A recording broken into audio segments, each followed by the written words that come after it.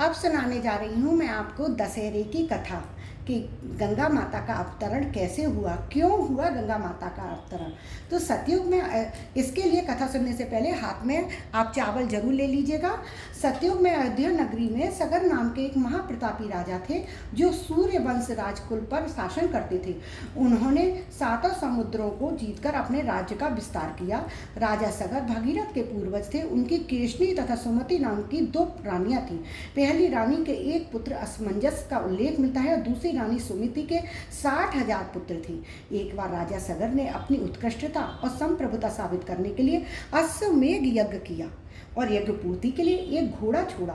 यज्ञ के परिणामों और चिंता व भय के कारण भगवान इंद्र डर गए कि कहीं मेरा सिंहासन न छिन जाए। उन्होंने उस यज्ञ को भंग करने के लिए उस अश्व को, उस घोड़े को अपहरण कर लिया और उसे कपिल मुनि के आश्रम में बांधा।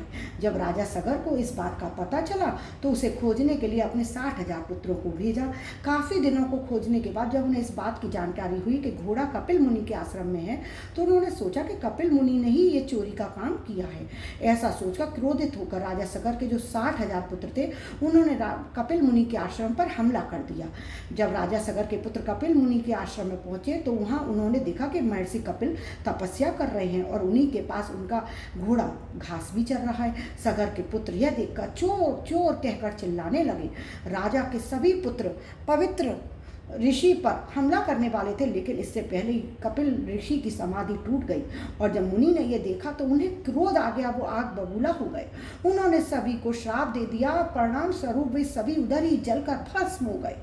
राजा सागर का पौत्र अंशुमान अपने पितृव्य चरणों को खोजता हुआ जब कपिल ऋषि मुनि के आश्रम में पहुंचा तो कपिल मुनि ने उनके पितृव्य के भस्म होने का सारा वृतांत सुनाया।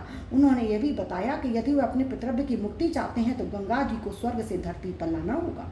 उन्होंने अंशुमान को घोड़ा तो लौटा दिया और कहा इस समय अश्व को ले जाकर अपने पितामह के यज्ञ को पूर्ण कराओ, उसके बाद यह कार्य करना होगा। अंशुमान ने घोड़े सहित यज्ञ मंडप पर पहुंचकर राजा सगर से सारा वृतांत कह सुनाया। महाराजा सगर की मृत्यु के उपरांत अंशुमान और उनके पुत्र दिलीप जीवन पर्यंत तपस्या करके श्री गंगा जी को मृत्यु लोक में ना ला सके। उसके बाद सगर के वंश में अनेक राजा हुए। सभी ने 60,000 पूर्वजों की भस्मी की पहाड़ को गंगा जी के प्रवाह के द्वार पर पवित्र करने के लिए प्रयत्न किया, किंतु वे सफल ही नहीं हुए। अंत में महाराज दिलीप के पुत्र भागीरथ ने गंगा जी को इस लोक में लाने के लिए गोकर्ण तीर्थ में जाकर कठोर तपस्या की।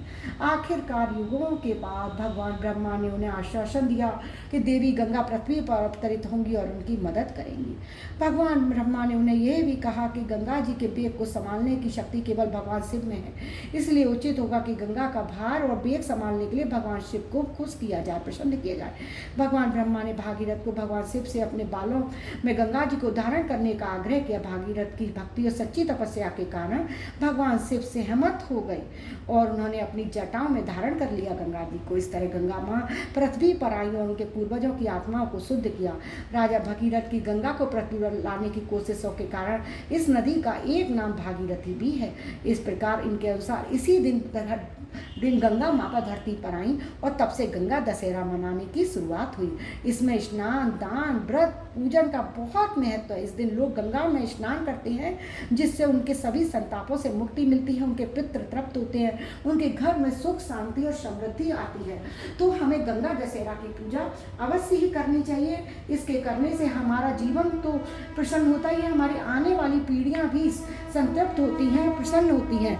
तो इसकी पूजा विधि मैंने आपको विस्तार में बता दी है कैसे करनी चाहिए। और देखिए कितना सुंदर दीपदान बताया कैसे करना चाहिए। देखिए गंगा जी में पहले गंगा जल पात्र में डालिए, उसके बाद जल भरिए, फिर कच्चा दूध डालिए, फिर 10 दीप प्रज्वलित किए जाते हैं। देखिए आप देख पा रहे होंगे कि मैंने 10 दीप कुल मिला के प्रज्वलित किए हैं। एक गंगा जली के पास, एक भोले बाबा के पास, एक गंगा माता के किनारे पर, और देखिए 7 दीप अंदर प्रज्वलित हो रहे हैं। तो इस प्रकार से ये पूजा होती है। माता को फल का भोग लगाया जाता है, मिठाई का भोग अर्पित किया जाता है, बताशे चढ़ाए जाते हैं, चीनी और दक्षिणा चढ़ाई जाती है और भोले बाबा के जटाओं में समाई थी, इसलिए साथ में भोले बाबा का पूजन अवश्य किया जाता है।